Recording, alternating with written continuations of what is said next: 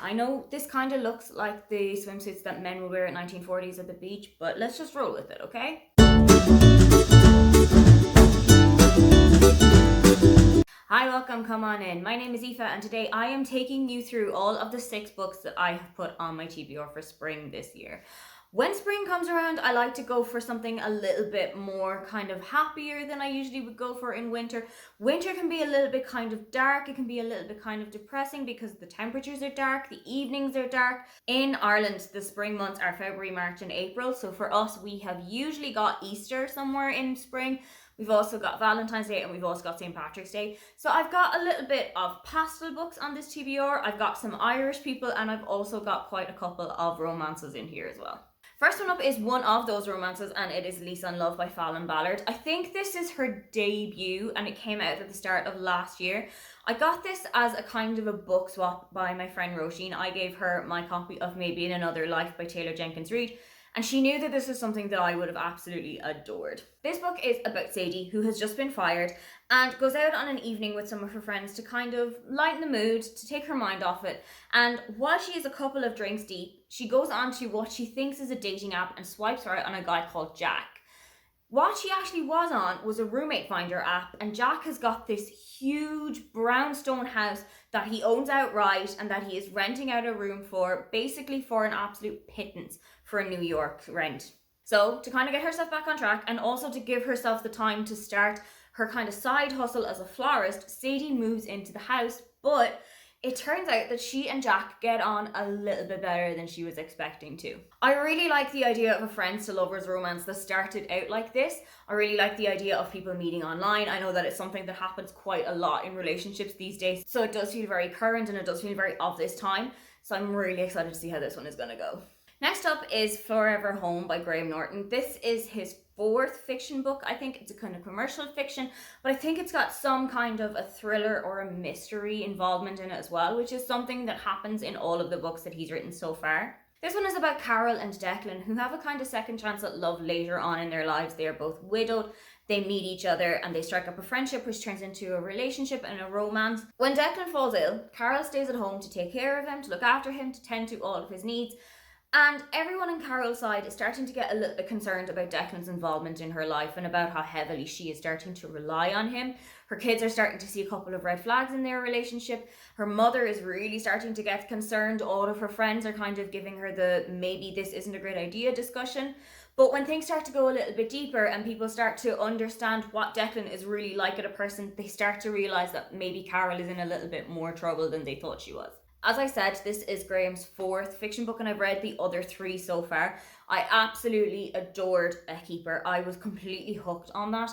I loved Homestretch, but I don't think I loved it as much as I loved A Keeper. And Holding didn't really do anything for me, so I'm really hoping that this is going to reach the same heights that A Keeper did, in that it's going to put me on my chair and I'm not going to get back up until I finished it. Next up is another book by an Irish author, and this is Strange Sally Diamond by Liz Nugent. Liz Nugent is one of my favourite thriller writers at the moment.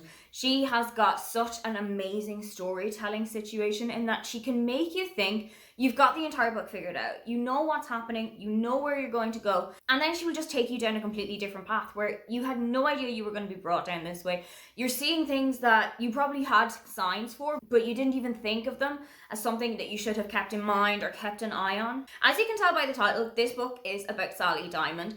And when Sally was younger, her father would always joke with her that when he had died, he wanted to just be taken out with the rubbish the next morning. So that's exactly what Sally does. When her father passes away, she takes his body out to the side of the curb, leaves it with the rubbish for the collection.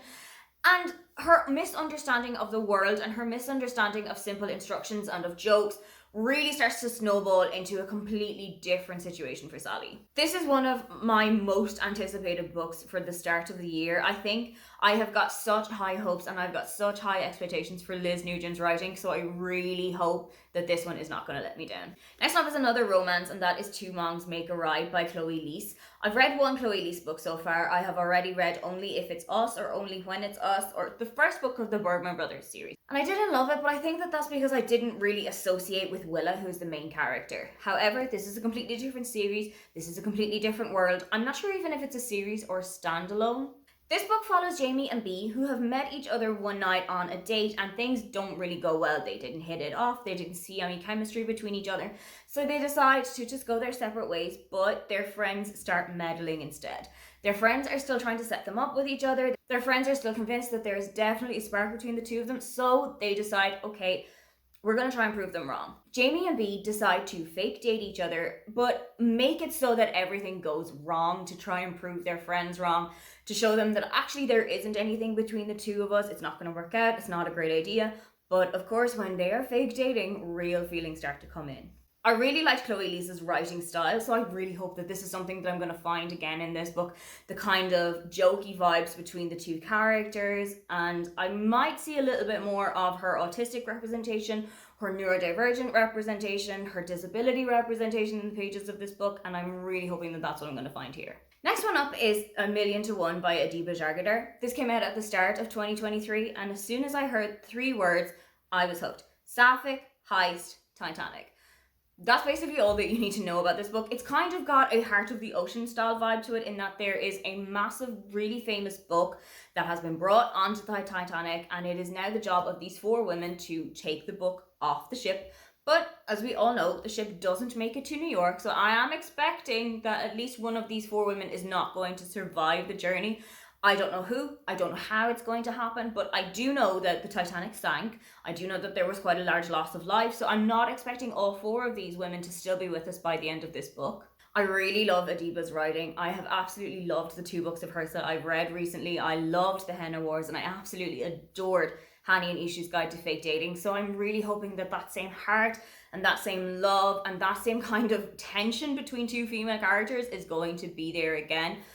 But this is set on the Titanic, and as soon as I heard that it was, there was no way I was going to let that book out of my hands. And finally on the TBR for spring is Spring by Ali Smith.